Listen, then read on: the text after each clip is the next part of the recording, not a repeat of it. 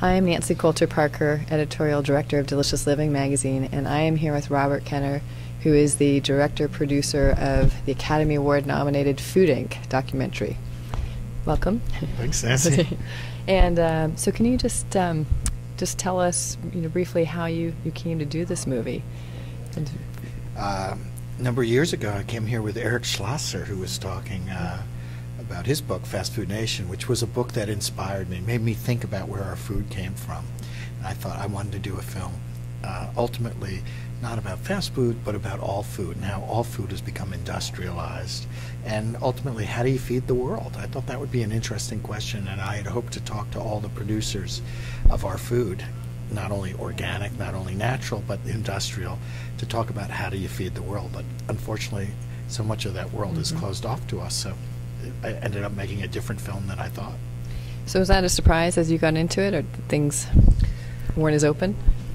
I was amazed to the degree that they weren't as open, how much is being kept away from the consumer with a very conscious effort to keep the consumer disconnected from their food.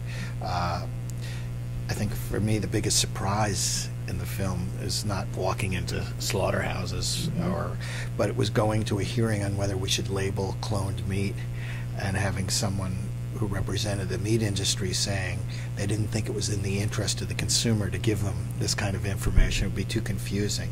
And so many times the information about what's in our food is being denied to us, whether it's GMOs. 70% of the items in the supermarket have GMOs in them, and yet we're not allowed to know that because it's too confusing for us. And I always feel if you live in a free society with a free market, you should have the right to decide. If you have a good product, shouldn't you advertise it, not hide it? Right. And that to me was surprising that exists in our society now. So, what are the takeaways or the things that you would hope that people would take from this movie, and maybe some calls to action that they could take from it? Yeah. Well, I think to begin with is that we need to become conscious of what we eat, not only what it does to us, but what it does to our planet, and what it does to the animals, and what it does to the people making this food. So it's what you eat involves so much more than just the meal in front of you, and it's a very big part of how we live, and it's very important. And this food has been totally transformed in the last 40-50 years, and we have to start to become more conscious of the effect of this new industrial system. Now, once you do become conscious, I think hopefully we can start to change the National School Lunch Program, that we as consumers can have a real effect on changing this system.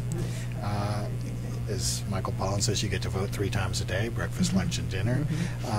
And hopefully we can start to change the system where we're now subsidizing food. We're paying our tax dollars towards food that's making us sick, whether it's corn and soy, and hopefully we can create a balanced playing field where the good food is no longer much more expensive than the bad food. Is there hope for us to, fight Monsanto, fight back a bit more? Well, there are antitrust hearings starting tomorrow, so there are hearings starting to go on, and I think as people become more conscious of this system, they're becoming more and more upset. And there's an incredible growing food movement that I did not realize was out there when I made this film. And I think it's becoming exponential, and it sort of takes in many aspects. It's an environmental movement, it's the animal welfare movement, it's a social justice movement, it's a health movement, because this cheap food is costing us way too much on many levels. And it's also about corporate power and special interests that ultimately, when food products start having more rights than we do as individuals, something's wrong in society. But I think it's going to start to change, and I think there's an incredible movement out there, and the more people know about it, the more upset they're going to be. And as Eric Schlosser said, we changed the tobacco laws, and I think we'll be able to start changing food laws very soon. So the Academy Award nomination, how did that feel? It was great to have it, and it's great. We wish you'd won, but yeah. What's been great is that we're actually on Oprah as we speak. It's our 3rd time, and it's propelled the movie. At times we've been the #1 selling DVD on Amazon. So it's been amazing to see the level of interest that Food Inc. is playing into this growing movement. And that's been really fantastic to see what kind of interest, and it's a broad spectrum of people that are interested. I mean, Jim Baker, an evangelical minister, just wrote they want 3,000 copies.